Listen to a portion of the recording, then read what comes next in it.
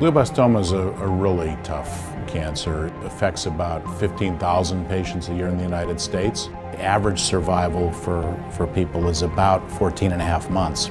It's really a brutal disease, and so what we're trying to do with the vaccine is to extend survival and to improve upon what standard treatment can do for folks. Lengthen their life, preserve the quality of their life, find a way to get rid of those last few tumor cells that eventually come back. My name is Robert Fenstermaker, and I am a neurosurgeon. As the nation's first cancer center, Roswell Park has been at the forefront of cutting-edge science, with talented faculty continually pushing the boundaries of cancer research. Through innovative thinking and a unique skill set, Dr. Robert Fenstermaker is one of Roswell Park's most notable scientific leaders. He's an amazing individual because he's not only a neurosurgeon, where he sees patients, he's in the operating room, but he's also a scientist. This sort of individual is one that's really prized in the cancer research world because they bring both sides of the equation into solving a problem. His goal has been to improve how brain tumor patients are treated. And oddly enough, as a surgeon, he often says that surgery is not going to cure brain tumors.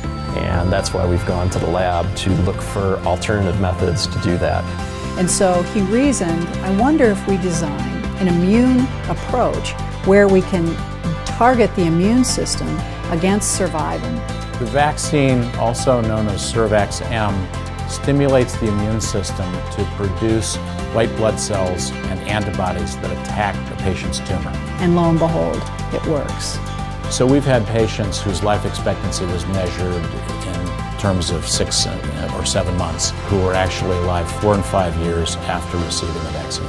The encouraging outcomes of their Phase 1 trial has led Cervax-M into a Phase 2 trial for patients with newly diagnosed glioblastoma, which is being funded entirely by the Roswell Park Alliance Foundation. I am a glioblastoma patient for the last 15 months. I entered the trial because I saw it as a way of extending or saving my life, number one. Number two, to see my grandchildren grow, and just the hope of living.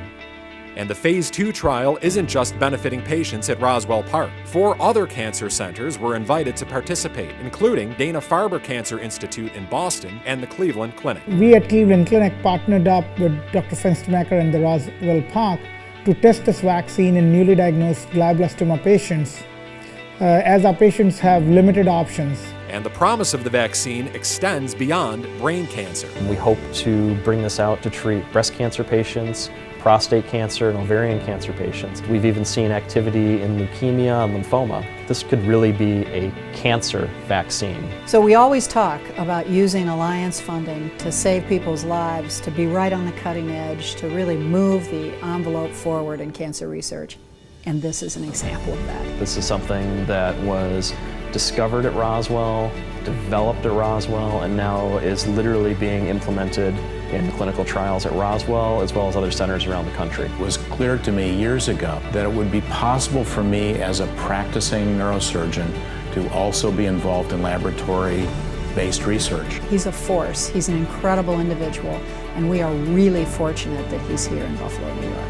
I feel great. Roswell Park has been just a lifesaver. And I appreciate the donors who donate the money for the research and the brilliant minds at Roswell that can invent these immunovaccines. I could think of no one more deserving of this honor than Dr. Fenstermaker, who's a very dedicated, compassionate physician-scientist. It's a real team effort here at Roswell Park. I love coming to work every day and doing those things I do, and the satisfaction that I get is not just with the vaccine. It's really in treating patients with brain conditions and trying to make a difference. I know that Robert has to be just absolutely thrilled to receive this award because it's the Tomasi Award, a man who meant so much to him in his life. To get an award named after him and his honor and the spirit of that it's meant is, I think, just really special to me.